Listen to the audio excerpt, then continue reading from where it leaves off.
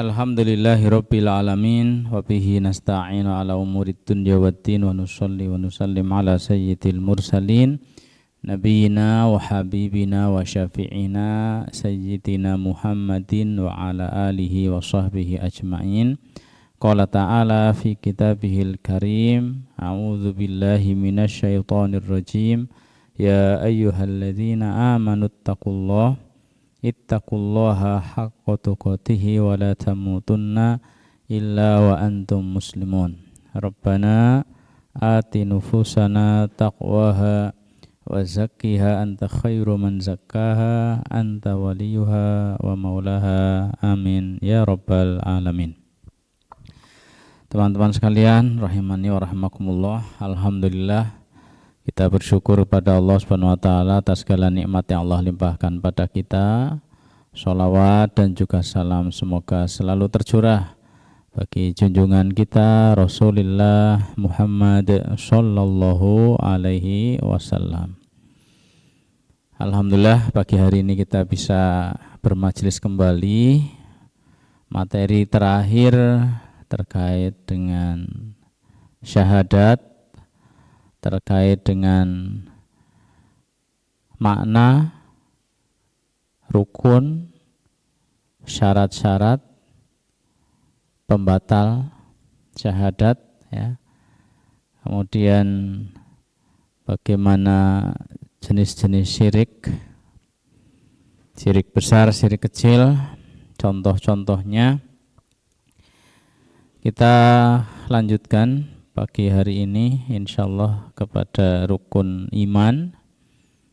Nah, sebelum ke pembahasan rukun iman, sedikit terkait dengan tuntutan syahadatain, ya, melanjutkan tema sebelumnya.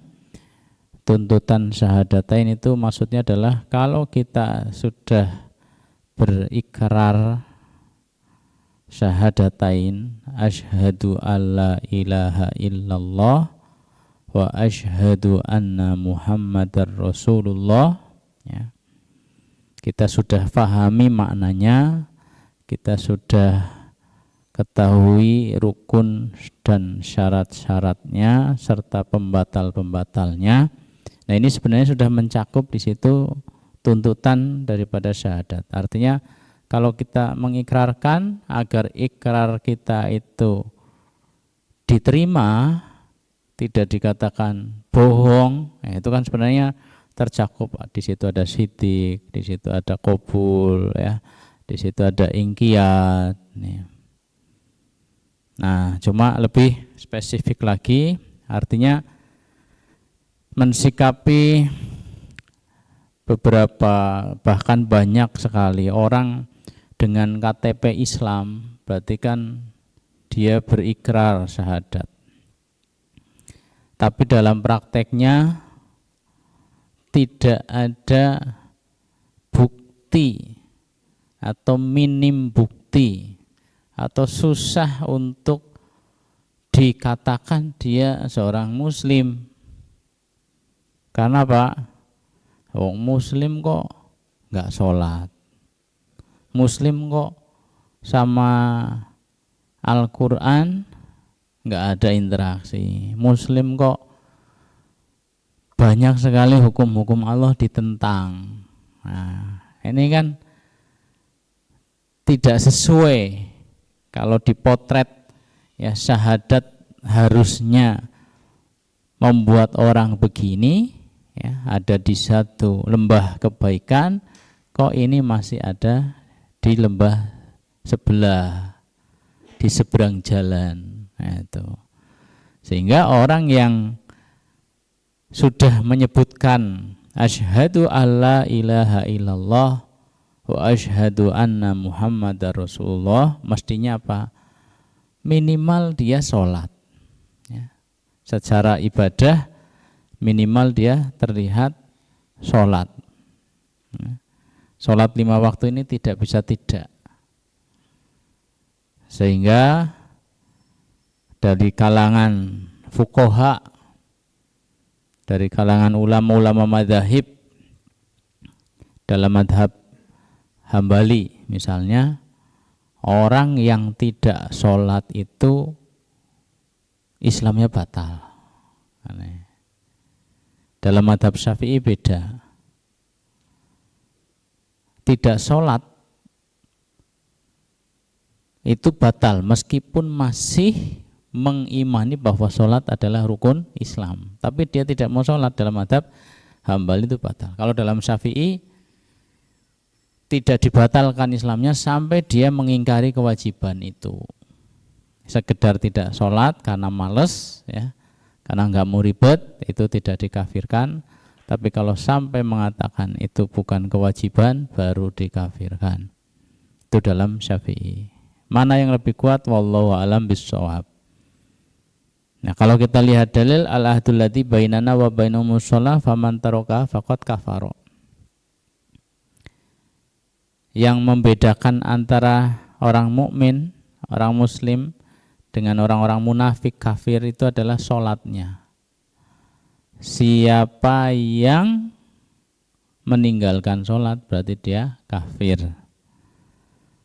Nah, dalilnya sama itu, tapi dalam Syafi'i mengatakan kufrun duna kufrin, ya kafir tapi bukan kafir besar yang mengeluarkan dari agama. Nah, ya dengarkan saja, rasakan saja hadisnya dari Nabi seperti apa ya. Nah, kalau di zaman Nabi SAW orang munafik saja sholat itu. Ya. Di zaman Nabi orang munafik itu saja sholat, padahal mereka kafir. Ya.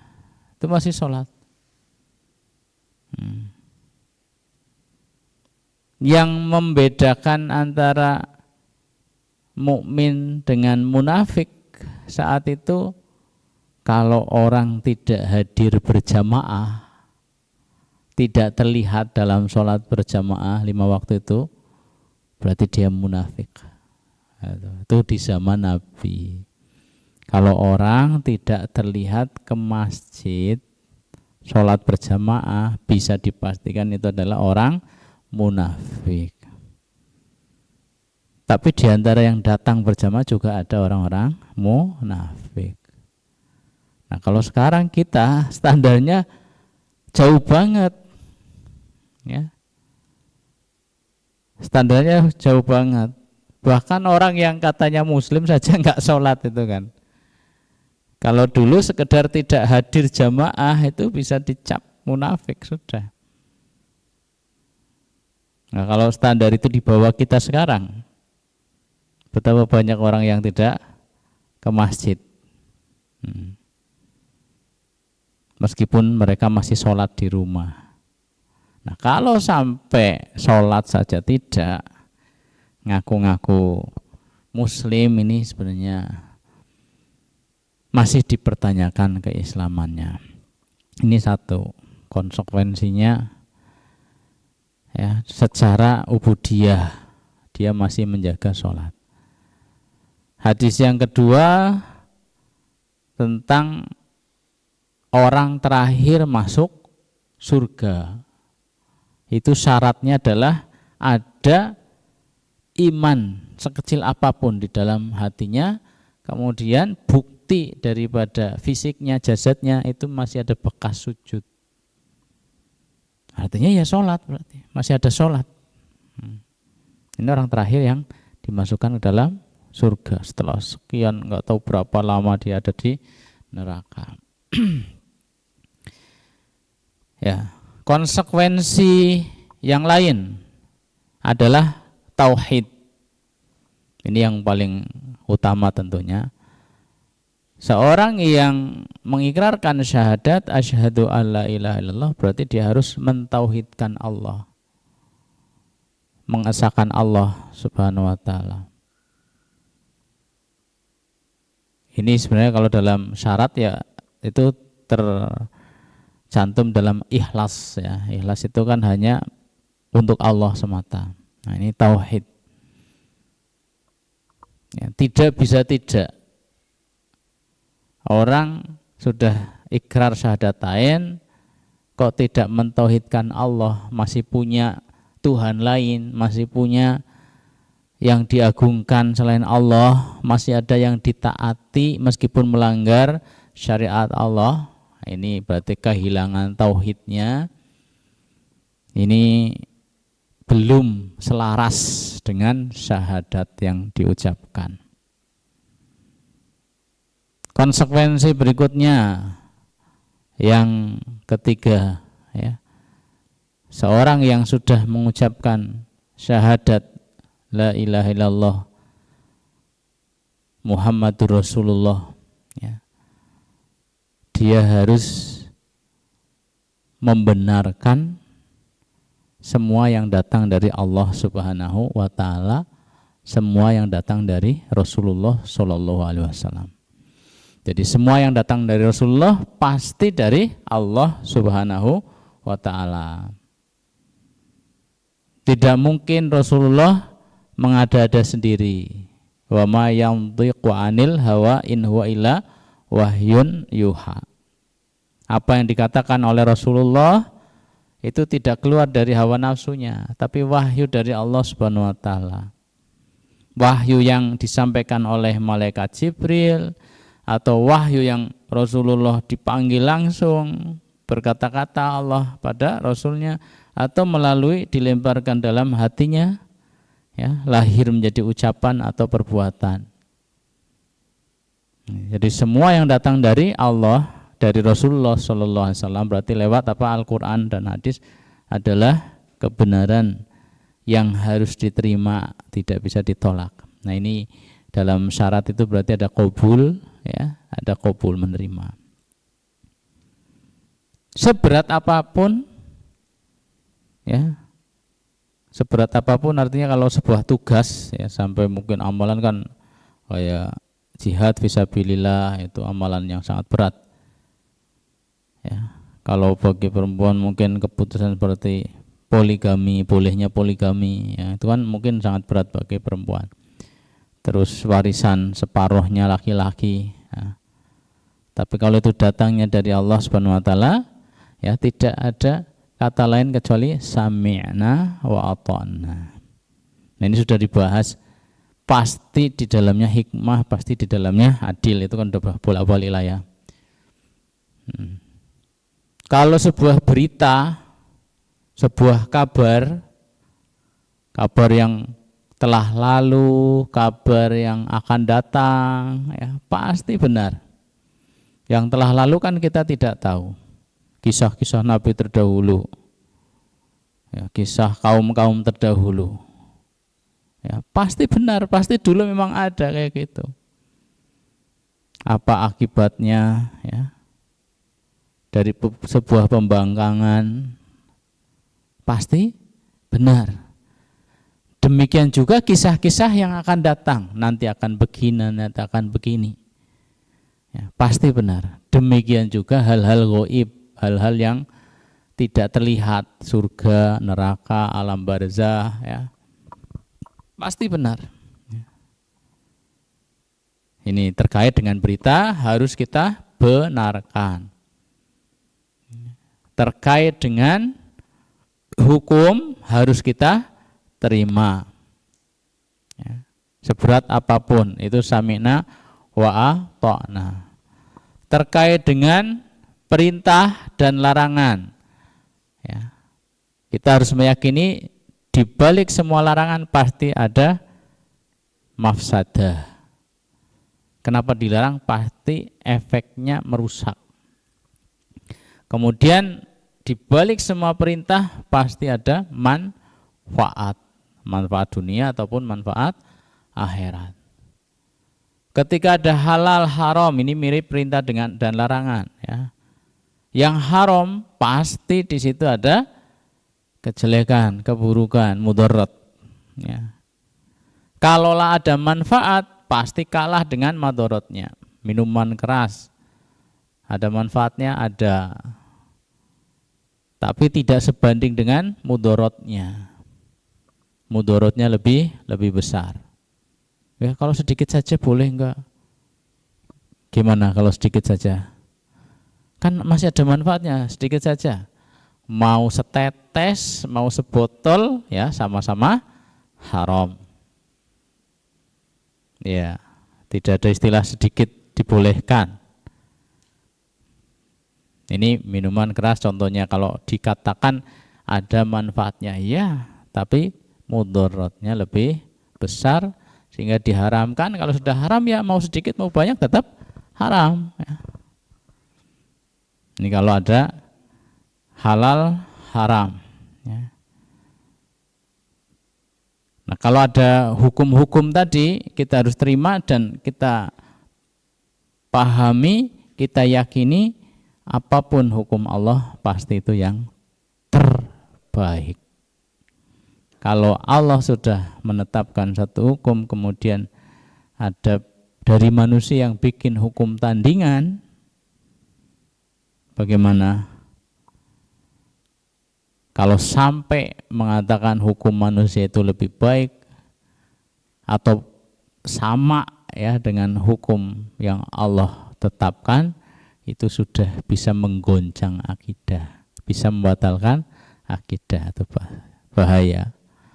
Ya, dalam keyakinan tetap hukum Allah yang paling baik, hukum Allah yang sempurna. Meskipun dalam ranah praktek mungkin belum bisa dipraktekkan, tapi secara pemahaman, secara keyakinan ya, harus mengatakan bahwa hukum Allah lah itu yang terbaik. Nah, teman-teman sekalian, ini diantara konsekuensi daripada kita bersyahadat asyhadu alla ilaha illallah wa asyhadu anna muhammadar rasulullah. Tidak boleh menyekutukan ya. Kemudian kita membenarkan, kita menerima ya, kemudian kita menjalankan ini. Baik, kita akan pindah pada arkanul iman ya. Rukun iman ada berapa? Atau mungkin ada pertanyaan terkait dengan pembahasan masalah syahadat? Ada yang mau bertanya dulu?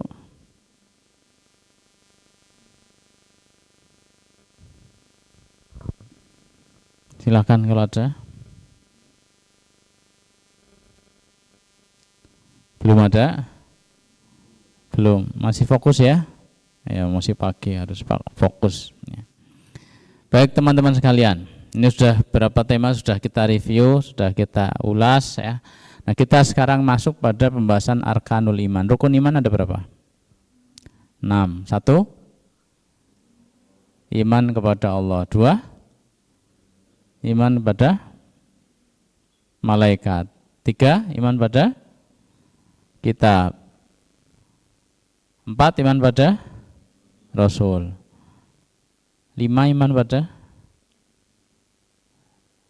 hari akhir. Yang keenam, iman pada qada dan qadar, iman pada takdir. Nah, ini rukun iman. Ini bukan amalan yang terlihat ya. Iman kepada Allah sih kayak apa wujudnya? Tidak terlihat. Iman pada malaikat kayak apa wujudnya? Tidak diwujudkan. Kenapa? Ini masalah hati, keyakinan. Ya. Ini ilmu, pengetahuan, kemudian diyakini ya. Kalau lahirnya nanti dalam bentuk ibadah-ibadah, dalam bentuk ucapan-ucapan, itu pola berpikir ya. Iman kepada Allah Subhanahu wa ta'ala ini sudah kita singgung ya, tentunya dalam pembahasan la ilaha illallah, tidak ada ilah selain Allah. Allah itu siapa? Nah, itu kan sudah terbahas di situ. Ya, secara garis besar ya, Allah itu siapa? Allah itu Rabb, Allah itu Malik, Allah itu Ilah. Nah, itu. Ada tauhid diistilahkan banyak sekali definisi pembagian tauhid itu. Ya, tapi yang masyhur ada tauhid rububiyah, tauhid uluhiyah, tauhid al-asma wa sifat. Dari sini kita mengenal Allah Subhanahu wa ta'ala. Allah sebagai Rabb, Allah sebagai Ilah, Allah sebagai pemilik Asmaul Husna. Allah sebagai Rabb, rububiyah ya. Rabb itu secara bahasa artinya pendidik pemilik, as-sayyid, pemimpin. Nah, misalnya ada budak, majikannya itu disebut rob. Ada budak punya majikan, majikannya itu disebut rob. Ya. Ada rumah, pemiliknya bisa disebut robul bait, ya, pemilik rumah. Ada murid, gurunya disebut murabbi, itu sang murabbi, sang pendidik. Nah, ini makna rob secara bahasa. Nah, kemudian secara luas ya terkait dengan Allah Subhanahu wa taala, maka rububiyah di situ artinya sebagai pencipta. Ya. Al-Khaliq. Rob itu membawahi makna yang luas. Pertama, pencipta. Jadi semua yang ada ini adalah ciptaan Allah Subhanahu wa taala. Allah itu pencipta satu-satunya, tidak ada yang lain. Sehingga tidak boleh Khaliq itu jadi nama orang. Ada orang namanya Khaliq kayak gitu, harus diganti. Pencipta, gagah banget itu. Itu kan menyaingi Allah. Pencipta itu hanya Allah satu. Yang benar apa? Abdul Khaliq. Cak Khaliq misalnya, Cak Khaliq. Ya, enggak boleh. Cak kan panggilan ya, Khaliq ya enggak boleh. Cak Abdul Khaliq kayak gitu. Ini pertama pencipta. Jadi tidak ada pencipta lain selain Allah Subhanahu wa taala. Tidak ada istilah dewa-dewa, itu enggak ada. Ya. Jagat Dewa Batara ya. Suka dengar gitu? Dewa Wisnu, Dewa Brahma, Dewa Siwa ya. Dewa apa lagi? Dewa wong Cina itu dewa apa? Kalau Cina ya dewa-dewa tok. Ya, dewa langit, dewa bumi. Kalau di Yunani ya kenal dewa-dewa, di Mesir kenal dewa-dewa. Ya karena fitrah manusia itu mengakui ada unsur kuat di luar dirinya. Nah, unsur kuat di luar dirinya kalau bukan Allah itu adalah iblis dengan tentaranya dari bala bangsa jin. Nah, itu unsur kekuatan. Ya, jadi kalau mereka punya kekuatan di luar dirinya tapi bukan Allah, berarti iblis, sudah bisa dipastikan. Ya, pemahaman tentang dewa-dewa gitu, itu adalah pemahaman yang pasti dipelopori oleh iblis. Udah jelas lah, itu akidah jelas sekali bagi kita, nggak bisa tertipu lah kalau udah masalah gitu. Ya, mestinya kita tidak bisa tertipu. Kemarin juga kita sudah bahas bagaimana tentang sihir, tentang karomah gitu ya. Allah sebagai Khaliq, kemudian Allah sebagai apa? Sebagai Malik tentunya, sebagai pemilik, sebagai raja. Ya, semua yang ciptakan Allah, semua yang memiliki Allah. Ya. Coba bayangkan, semua yang memiliki Allah. Sekarang Sudan, tahu Sudan lagi seperti apa beritanya? Itu kayaknya lebih tragis ya dari kalau di Gaza kan dibom kayak gitu kan, udah deng, ibaratnya mati ya deng gitu kan. Ya kalau di Sudan ini kan ada yang digantung, ada yang dikubur hidup-hidup. Luar biasa. Naudzubillah. Ini saudara-saudara kita. Karena apa? Ya secara ekonomi, secara dunia ya rebutan harta, tambang emas. Ya. Sebanyak apa sih tambang emas di Sudan? Itu Sudan ya, belum yang di mana Freeport ya kita punya, ya. Halmahera ada, di mana-mana ada. Ini kan kekayaan, dan itu baru di bumi. Semua milik Allah Subhanahu wa taala yang di bumi ini, semua milik Allah Subhanahu wa taala. belum mataharinya, bulan, bintangnya, langit, alam semesta ini semua milik Allah Subhanahu wa taala. Allah yang menciptakan, Allah yang memiliki. Kurang apa coba Allah itu? Kurang maha apa? Ya, kok kita ogah-ogahan atau setengah hati sih menjadi hamba Allah? Kon sholat saja males-males itu.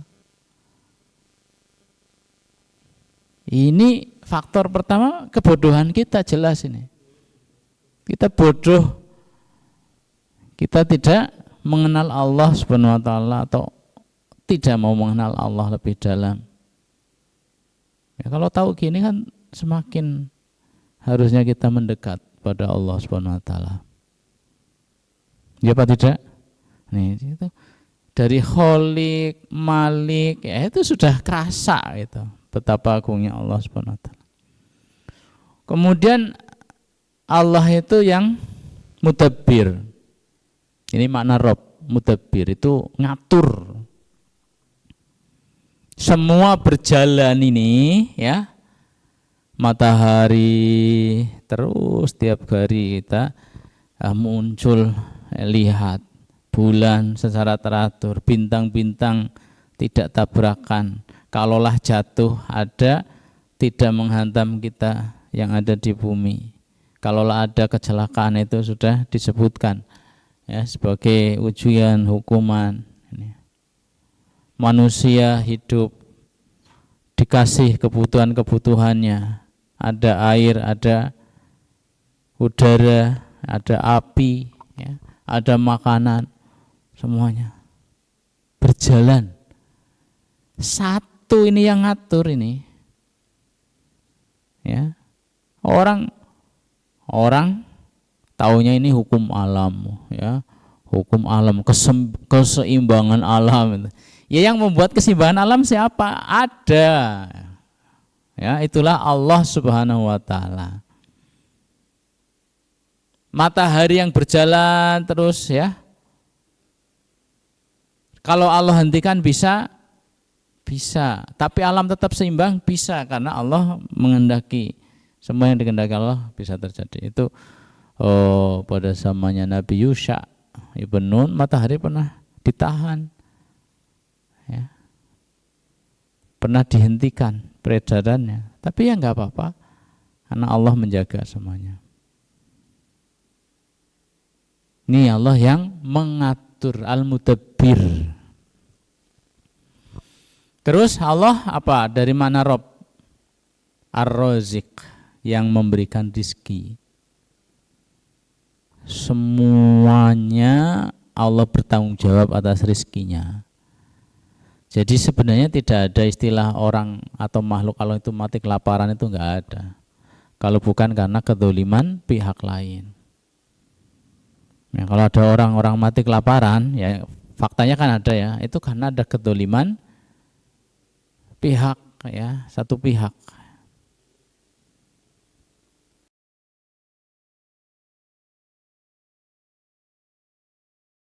Ya. Sampai-sampai Allah mengatur rizki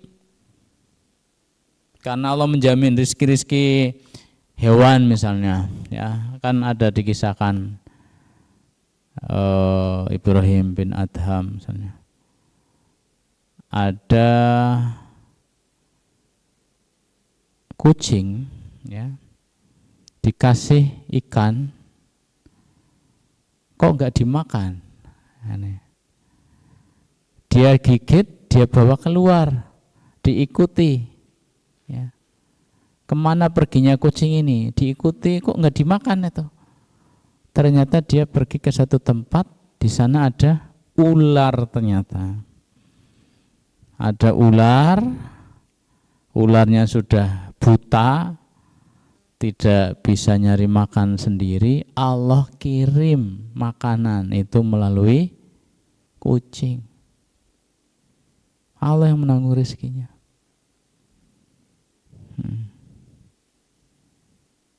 Terus ada istilahnya burung gagak ya. Burung gagak itu kalau baru lahir, baru melekah ya, baru melekah, baru netes itu warnanya putih. Induknya nggak ngasih makan. Kenapa? Nggak mau ngasih makan induknya, ditinggal. Mungkin ya walau alam nalurinya mengatakan ke anakku apa tutu, aku ireng kok anakku putih. Ya. Jadi nggak mau ngasih makan. Terus yang ngasih makan siapa? Allah ciptakan bau ya pada anak burung gagak ini yang merangsang serangga-serangga itu datang mendekat. Nah, sehingga anak-anak burung gagak yang masih kecil-kecil ini bisa langsung dapat makanan meskipun tidak dikasih oleh induknya. Nah, ini contoh-contoh bahwa Allah menjamin rizki ini ar-razik. Dari makhluknya yang tak bisa terhitung, manusia saja berapa, hewan-hewan, serangga, ikan, ya kalau mau ngitung semut, cecek, banyak banget gitu ya. Belum lagi kalau bicara mikroba, ya, bakteri. Ini semua diketahui oleh Allah, dikasih, dijamin rezekinya oleh Allah Subhanahu wa taala. Mumet apa ora? Enggak ada istilah mumet ya, salah. Ini kita semakin dibawa betapa mahanya Allah itu ngurusi rizki. Ya kalau Nabi Sulaiman ya dalam sebuah kisah kan disebutkan pengen traktir semua ikan-ikan. Ikan-ikan ini hari ini saya kasih makan untuk ikan-ikan. Ya. Kisahnya sahih apa tidak? Ya, sudah disiapkan makanan banyak banget. Ternyata baru sekali tabur sudah habis semua, yang lain malah belum kebagian. Ya manusia sekaya apapun berapa terbatas. Ya. Nabi Sulaiman orang yang paling kaya, ya nggak bisa ngasih makan ikan semuanya, nggak bisa. Ini Ar-Razik, sang pemberi rizki ya. Terus apa lagi? Al-Mudabbir sudah yang ngatur ya. Mudabbir, musawwir itu yang membolak-balikan pokoknya itu. Al-Muhyi wal Mumit, yang mematikan, yang menghidupkan. Siapa saja, mana saja yang mau dimatikan ya. Dari ikan, dari serangga, dari manusia, dari hewan, binatang, dari bakteri, mana saja yang mau dimatikan detik per detiknya itu Allah Subhanahu wa ta'ala. Ya setiap saat kan nggak ada yang pernah berhenti, ada kematian itu kan pasti ya. Bukan tiap detik lagi, per sekian detik itu yang setiap saat ada yang mati. Allah yang mematikan. Setiap saat ada yang lahir baru. Ya. Allah yang menghidupkan. Dan semua dalam kontrolnya, dalam pengetahuannya Allah Subhanahu wa ta'ala, tidak ada yang luput dari kontrol, kehendak dan pengetahuan Allah Subhanahu wa ta'ala. Menghidupkan, mematikan, menghinakan, memuliakan ya. Siapa yang mau dimuliakan? Bagi Allah sangat gampang ini orang-orang akan dimuliakan. Bahkan meskipun salah, meskipun nun sewu brengsek ya, tapi Allah lagi mentakdirkan dia dimuliakan. Ya, ini kan zamannya ya, zaman di mana orang-orang brengsek malah dipuja-puja gitu kan. Allah sudah sampaikan ada zaman nanti seperti itu, orang-orang yang baik dikucilkan. Allah angkat, Allah turunkan. Kemarin diangkat jadi apa?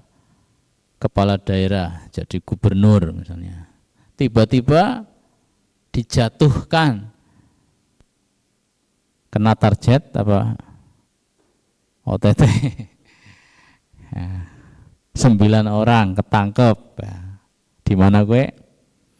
Nah, bolak-balik Riau itu udah berapa kali orang kapok-kapok kayak OTT terus ya.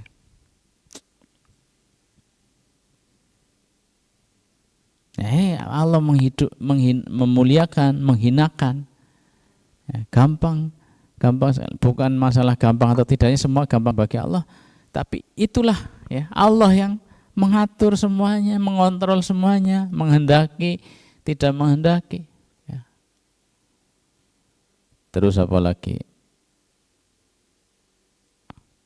Allah yang mendatangkan manfaat, Allah yang mendatangkan mudarat. Ya. An-nafi' wad-dhar. Ini masih makna Rabb rububiyah. Allah yang mendatangkan manfaat, mendatangkan mudarat. Ada orang sakit. Sakit dari mana? Siapa yang mentakdirkan dia sakit? Allah. Ya memang sebab-sebabnya ada ya. Sebab-sebabnya mungkin dia kurang tidur, dia kelelahan berpikir, ya dia makan sembarangan, itu kan sebab.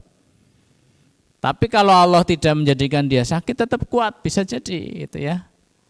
Orang sehat sudah jaga segala macam olahraganya, istirahatnya, makannya, tiba-tiba kanker darah. Dari mana? Atau tiba-tiba kecelakaan, tiba-tiba kena virus yang sangat ganas ya. Itu Allah semua yang datangkan penyakit atau istilahnya manfaat mudarat ya. Mudarat. Kalau Allah tidak berkehendak, meskipun orang bersekutu semua manusia untuk mencelakakan satu orang, tidak bisa terjadi kalau Allah tidak menghendaki. Semua bersekutu untuk memberikan penyelamatan, kebaikan pada seorang, tidak akan bisa kalau Allah tidak menghendaki. Itu an-nafi ad-dhar. Nah, teman-teman sekalian, nah ini kurang lebih pemahaman kita tentang Allah sebagai Rabb. Nah, itu harus ditauhidkan, artinya tidak ada yang lain yang bisa mengambil peran itu. Peran itu hanya Allah saja. Peran itu adalah wilayahnya Allah semata. Kalau kita sampai meyakini ada pencipta lain selain Allah, nah itu kesyirikan ya, dalam rububiyah. Orang musyrik Mekah zamannya Nabi, itu kalau ditanya siapa yang menciptakan kamu, siapa yang menciptakan langit bumi, jawabannya siapa? Allah. Kesyirikan mereka terjadi pada ibadah. Dalam masalah rububiyah sebenarnya masih aman mereka itu.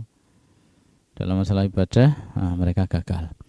Nah ini cara kita mengenal Allah. Pertama, Allah sebagai Rabb, dengan lingkupan makna Rabb itu tadi kurang lebih. Kemudian yang kedua adalah Al-Ilah. Allah itu adalah ilah. Ilah itu dari kata aliha, ya'lahu, ilaha, al-ma'luh, al-matbu', al-muta'. Ya. Ini zat yang harus diibadahi, zat yang harus kita semua tunduk, ya, tunduk, patuh, nurut, kemudian kita mengagungkan, mentaati, dan beribadah. Nah, itu Allah sebagai ilah.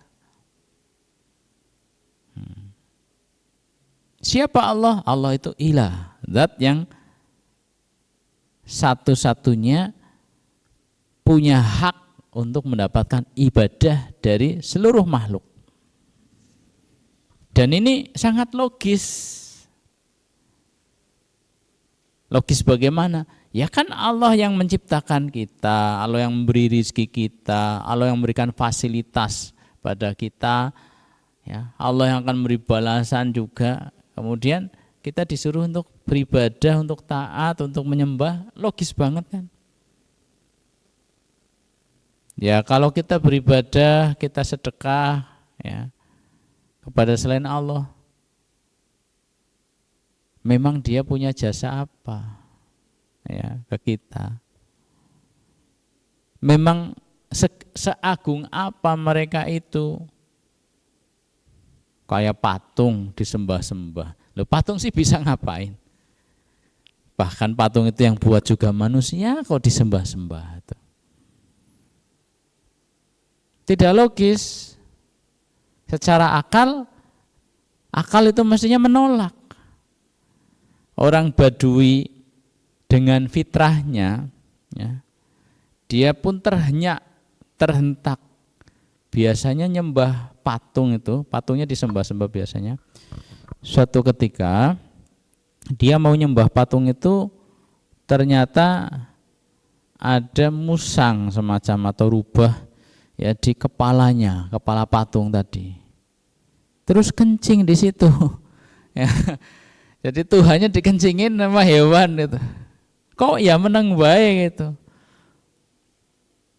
Ya, maka dia nggak mau lagi nyembah Tuhan itu, nggak mau lagi nyembah patung itu. Dia melantunkan syair secara spontan. Di antara kalimat itu, laqad hana man bala alaihi tha'labu. Ya. Sungguh hina sesuatu yang rubah saja kencing di kepalanya. Nah, itu udah nggak mau lagi saya nyembah itu. Ini fitrahnya masih benar ya. Akalnya berjalan. Ya, jadi hanya Allah yang berhak dan pantas. Sehingga teman-teman sekalian ini agak melebar.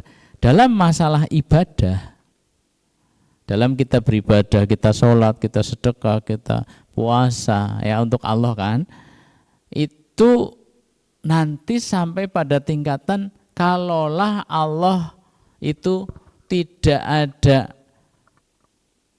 surga atau neraka, ya, Allah tidak memberikan iming-iming berupa surga untuk kita beribadah atau menakut-nakuti kita dengan neraka kalau tidak mau beribadah. Ibadah kita kalau sudah jadi itu sampai tidak terpengaruh ya. Tidak terpengaruh apakah mau ada surga, mau ada neraka, tetap saya beribadah pada Allah Subhanahu wa taala. Nah ini. Kenapa demikian? Karena kita sudah ma'rifatullah. Karena kita sudah mengenal Allah. Ya memang Allah harus disembah. Mau ngasih kita surga, mau ngancam kita neraka ya. Itu kan cuma penguat saja. Tanpa surga dan neraka, Allah berhak untuk disembah, Allah pantas untuk disembah, dan kita sebagai hambanya memang ya harus menyembahnya. Harus taat, harus beribadah padanya kayak gitu. Ini orang dengan ma'rifatullah akhirnya muncul ketundukan, kesadaran untuk tunduk meskipun tidak ditakut-takuti dengan neraka atau diiming-imingi dengan surga. Itu mah efek otomatis ya. Kalau orang baik otomatis dimasukkan dalam surga. Ini yang pertama ya, tanpa surga, tanpa neraka orang bisa tetap beribadah. Kenapa? Ma'rifatullah. Kemudian yang kedua karena rasa syukurnya ya. Orang yang baik itu akan muncul balas budi ya kan. Kalau ada orang baik sama kita, kita pengen balas kebaikannya apa tidak? Pengen. Ini orang yang normal kayak gitu. Nah Allah kurang apa baiknya sama kita? Kita dikasih ini, banyak sekali kebaikan Allah tak terhitung, nikmat Allah untuk kita. Ya sebagai balas kita akan nikmat Allah, kebaikan Allah untuk kita, ya kita nurut, kita Allah merintahkan apa kita lakukan. Enggak usah lagi melihat ada surganya enggak gitu. Kalau enggak kita nanti dihukum apa enggak usah lagi lihat gitu. Ya. Karena apa? Sebagai bentuk terima kasih, bentuk syukur kita akan nikmat-nikmat Allah, itu sudah cukup menggerakkan kita untuk beribadah. Sehingga kita bisa berpikir balik, kalau orang nggak beribadah sih gimana logikanya itu ya. Bisa dipastikan dia tidak kenal Allah. Bisa dipastikan dia orang yang akhlaknya jelek karena nggak tahu terima kasih. Ini orang yang tidak mau beribadah pada Allah Subhanahu wa taala. Sehingga kalau motivasinya kayak surga neraka itu masih kelas bawah, itu ibarat mental pedagang, itu kan hitungannya untung rugi. Ya, ada orang yang menjadi hamba Allah tapi masih mental budak, mental pedagang, mental orang merdeka. Mental budak itu apa? Dia beribadah karena seperti budak, kalau nggak melakukan nanti dihukum. Nah, saya beginilah mbok, saya disiksa. Ini masih boleh, masih ya, masih boleh, bukan tidak boleh, masih boleh. Tapi ya mentalnya mental kelas bawah masih, atau mental pedagang. Ya motivasinya ingin dapat ini kayak gitu. Dapat bidadari, dapat istana ya di surga gitu. Motivasinya itu mental pedagang berarti. Kalau mental ahrar, mental orang merdeka, itu tidak dipengaruhi oleh hal-hal tadi. Pokoknya saya harus ibadah, ya saya ibadah gitu. Saya dikasih ujian, saya dikasih kenikmatan, tetap saya ibadah. Nah, nanti ada orang yang kalau dikasih ujian akhirnya mungkak tahu, futur ya. Berhenti. Ngapain saya sholat juga tetap miskin ya gitu, akhirnya nggak mau sholat lagi. Ini orang tidak paham ya. Ini mental orang merdeka, artinya tidak terpengaruh dengan kondisi Allah kasih apa. Pokoknya saya sebagai hamba Allah, saya harus beribadah padanya. Ada disebutkan dalam sebuah hadis, ada kisah umat terdahulu ya, kisah Israiliyat. Ada orang 70 tahun lamanya beribadah. Kemudian Allah mengirim malaikat untuk menyampaikan kepada orang tadi bahwa ibadahnya selama 70 tahun tidak akan membawamu untuk dimasukkan dalam surga gitu. Kira-kira gimana respon orang tadi? Ibadah 70 tahun lamanya enggak membawa ke surga. Kira-kira gimana? Putus asa apa tidak? Kalau dia putus asa berarti gagal. Lah, ngapain saya ibadah bertahun-tahun, puluhan tahun kalau enggak dimasukkan dalam surga? Udah sejak sekarang saya berhenti beribadah misalnya. Ini. Nah, ternyata jawaban si hamba tadi indah sekali. Ya bahasa kita mungkin bodoh amat gitu ya. Mau masukin surga mau tidak, yang penting saya suruh ibadah, saya ibadah sudah kayak gitu.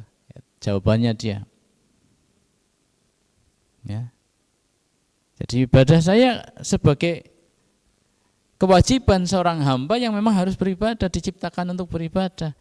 Perkara nanti di sana ada surga, ada yang lain, terserah. Intinya saya beribadah dan saya sudah lakukan tugas saya sebagai orang, sebagai hamba Allah, sebagai makhluk Allah untuk beribadah. Lulus ya. Malaikat balik, gimana hasilnya? Jawabannya apa? Engkau lebih tahu tentang jawaban si hamba tadi Allah. Nah, hanya balasannya jelas surga. Ifatifillah, teman-teman sekalian rahimani wa rahimakumullah. Ini yang kedua ya, Allah sebagai ilah, kita itu harus merelakan diri kita, menyerahkan diri kita sepenuhnya untuk menjadi abdi hamba Allah Subhanahu wa taala. Dengan cara apa? Menjalankan perintah, meninggalkan larangan. Itu ibadah kita pada Allah dengan menjalankan perintah dan meninggalkan larangan. Boleh berharap surga? Boleh. Boleh kita beribadah karena takut neraka? Boleh. Ya. Bahkan kita disuruh minta surga, kita disuruh berlindung dari neraka kan? Boleh sih. Tapi lebih baik lagi ketika kita beribadah dengan kesadaran kita sebagai hamba yang memang harus beribadah. Di sana ada Allah yang memang punya hak untuk diibadahi. Ya, surga neraka itu efek. Ya, kalau tidak taat ya neraka. Kalau taat ya udah pasti surga kayak gitu. Nah itu ibadah kita. Maka ibadah dengan hub, dengan cinta. Tidak ada keterpaksaan akhirnya. Ya. Ibadah bisa menjadi kenikmatan. Ya. Puncak iman itu kan sampai merasakan manisnya. Orang-orang yang merasakan manisnya iman adalah kelezatan, manisnya iman itu apa? Kelezatan dalam ketaatan. Taat, puasa, tahajud, sholat itu kan ketaatan. Tapi lezat, bukan beban. Ini yang disebut dengan manisnya iman. Ketika orang sudah mencintai Allah dan Rasulnya lebih dari segalanya. Ya. Ketika orang benci kepada kekafiran. Sebagaimana dia tidak mau dilemparkan dalam neraka. Nah, ini orang-orang yang akan bisa merasakan lezatnya ibadah atau manisnya iman. Kesana target kita itu kesana. Loh dhuwur banget ya. Yaitu tingkatan-tingkatan surga kan banyak banget. Sampai 100 tingkat, bahkan ada yang mengatakan sampai sejumlah ayat dalam Al-Quran itu tingkatannya. Nah, kira-kira di level mana kita itu? Nah, ini ilmu. Ini yang harus terus kita pelajari, ya, kita tambah lagi kelemahan kita. Ya. Jam berapa sih? Oh itu jamnya salah berarti ya. Masih iya makanya kok kayak news dan suwe ya. Iya. Kok anunya ya mandeknya pas itu ya jam-jam mirip kita gitu. Jadi nggak ketahuan lagi mandek. Ya. Yang ketiga, kita mengenal Allah melalui asma wa sifat. Ya, Allah melalui asma wa sifat. Ya tadi Rabb ilah ya bagian daripada nama Allah dan sifatnya. Memang lebih menonjol. Ya.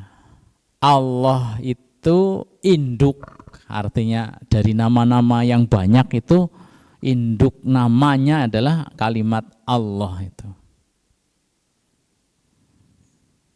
Nah, dari Allah itu nanti ada Rabb, ada Ilah, ada Malik, ada Kudus, ada Salam, Ar-Rahman, Ar-Rahim dan seterusnya. Itu asma wa sifat.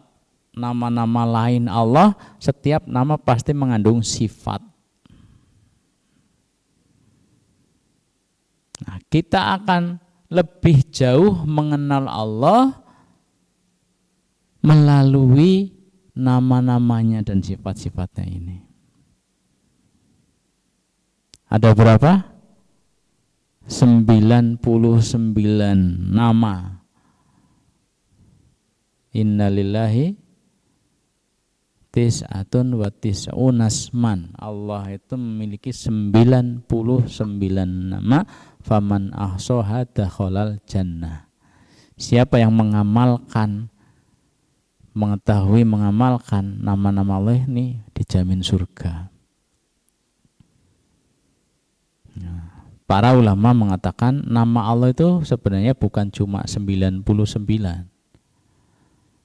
tapi banyak banget. Nah, cuma yang kita perlu ketahui atau bisa kita ketahui itu 99 itu. Yang lain mana? Yang lain itu disembunyikan oleh Allah Subhanahu wa taala. Awis tak sarta fi ilmil ghaibi indak, atau nama-nama yang engkau sembunyikan dalam ilmu ghaibmu. Berarti masih ada nama-nama lain, tapi Allah sembunyikan dalam ilmu ghaibnya, kita nggak tahu. Kita taunya yang diturunkan dalam kitab, yang diajarkan pada hambanya yaitu Rasul, yaitu yang sampai kepada kita.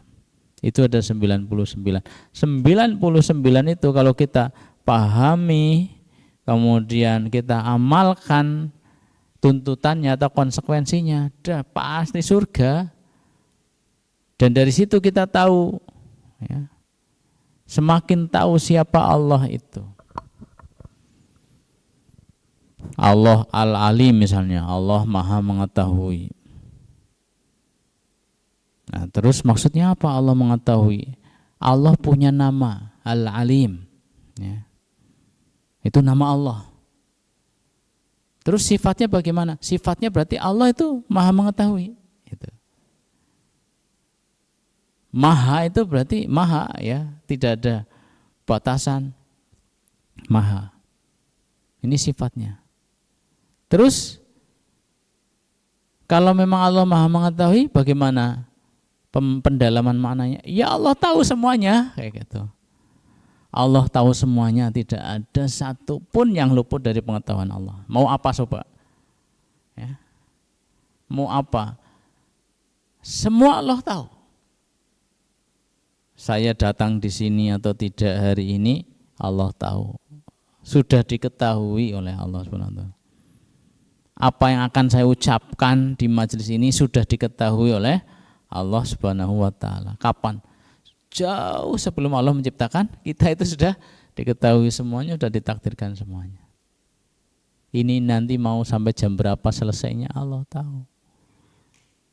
Semuanya, ya, tentang makhluknya, tentang kejadian-kejadian. Ini bintang saja mana yang mau meledak, ya. Ini peluru mana yang mau ditembakkan, ya. Peluru mana yang mengenai sasaran, yang tidak mengenai sasaran, semuanya, ya. Daun-daunan yang jatuh, ya, semua Allah tahu, enggak ada yang kelewat. Itu namanya Allah Maha Mengetahui. Kita yakin itu. Oh, berarti Allah hebat banget. Ya bukan hebat untuk orang gitu, ya.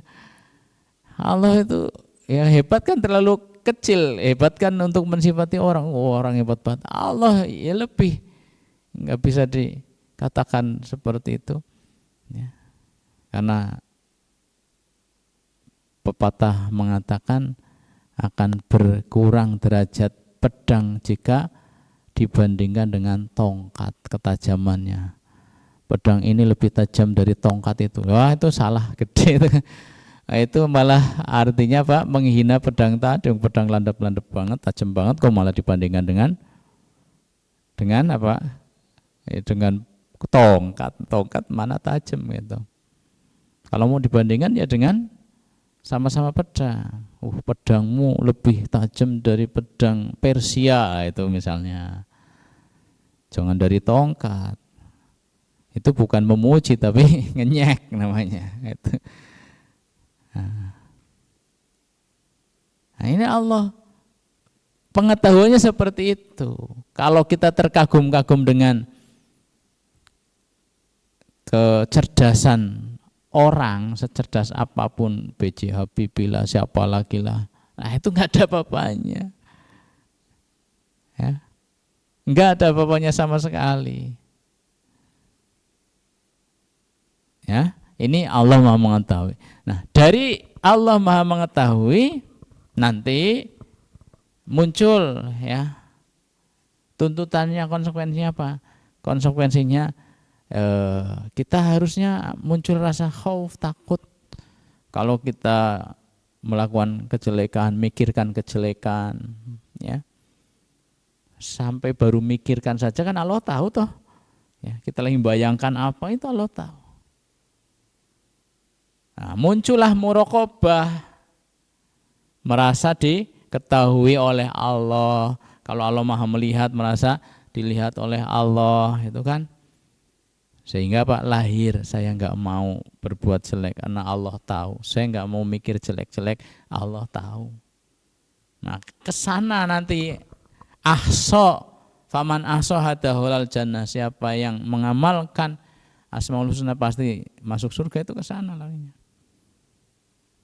Ghafar misalnya, Allah Maha Pengampun. Allah akan ngampuni semuanya, ya mau yang salah besar, salah kecil. Nah, terus efeknya ke kita apa? Senang-senang minta ampun kayak gitu. Nah, ini Asmaul Husna. Ini kalau bisa dibahas secara khusus, ini semakin kita mengetahui Allah, makrifat pada Allah Subhanahu wa taala, dan harusnya pastinya ini akan ngecas keimanan kita itu. Ya, teman-teman sekalian sampai di sini dulu ya. Insyaallah itu terkait dengan iman kepada Allah. Nah, berikutnya insyaallah kita bahas sekilas-sekilas lah malaikat, kitab, rasul ya. Nah, nanti saya pada qadar hari akhir insyaallah ya. Ya. Kita cukupkan untuk penyampaian materinya. Ada yang mau didiskusikan, yang mau ditanyakan silahkan. Kalau enggak ada ya kita tutup. Silakan. Cek.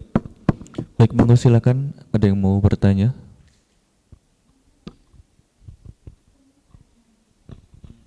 Monggo silakan.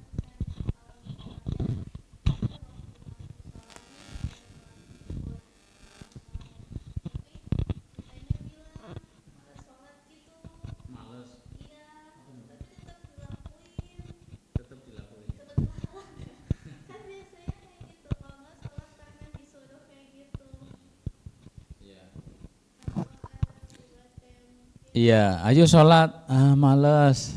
Tapi ya, ngerjain juga gitu ya. Ya, oke. Dapat pahala apa tidak? Ya. Jadi ketika kita menjalankan kewajiban, itu ada dua yang kita dapatkan. Ya. Ada dua yang kita dapatkan. Apa itu? Pertama, gugur kewajiban. Kedua apa? Pahala. Itu. Kalau kasusnya seperti tadi, meskipun malas dia menjalankan, maka paling tidak gugur kewajiban. Ya, gugur kewajiban itu berarti sudah tidak dosa. Kalau dia tidak menjalankan kan dosa. Kalau ini menjalankan meskipun malas, ya itu paling tidak sudah satu tidak dosa. Dapat kan? Dapat. Nah, itu balasannya itu tidak dapat dosa. Nah, soal pahalanya dapat apa tidak? Orang beramal soleh akan dapat pahala atau tidak, ya. Itu standar bakunya adalah mutabaah sama ikhlas. Itu didasari keimanan. Didasari keimanan artinya dia seorang muslim, syahadat ya. Dia punya amal, amalnya dihitung. Maksudnya kalaulah orang sholat tapi agamanya bukan Islam kan nggak mungkin diterima kan. Nah, ini sudah muslim, artinya syarat imannya sudah ada, tinggal syarat mutabaah. Mutabaah itu yang dikerjakan sesuai enggak tata caranya, waktunya ya, sesuai dengan yang diajarkan Nabi. Oke, sesuai. Berarti lulus syarat kedua. Syarat ketiga ikhlas. Dia lakukan itu ikhlas atau riya. Ya. Ternyata ikhlas meskipun berat ya, malas apa, tapi dia nggak mengharap pujian orang kok. Dia takut kalau saya nggak sholat nanti saya dosa. Meskipun malas dia laksanakan. Berarti bukan ria ya, mudah-mudahan. Nah, kalau terbebas dari ria artinya karena Allah meskipun malas, ya ini sudah menjadi alamat bahwa amalnya diterima. Nah, kalau amal diterima itu layak enggak dapat pahala? Dia sudah meskipun berat, malas tapi melakukan, ya berarti kan ada pekerjaan yang dia lakukan untuk Allah. Istilahnya ada bukti dia melakukan untuk Allah Subhanahu wa taala. Nah, kira-kira pantas enggak dapat pahala? Nah, secara syarat dasarnya sudah oke. Nah, tinggal nanti kan urusan Allah pahala itu. dikasih banyak, dikasih sedikit, ya itu kan barometernya ada tentu.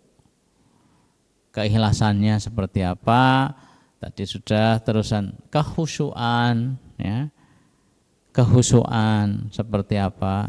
Ya. Ini kalau dalam sholat paling dominan, ya yang menyebabkan orang mendapatkan pahala banyak atau tidaknya itu kehusuan.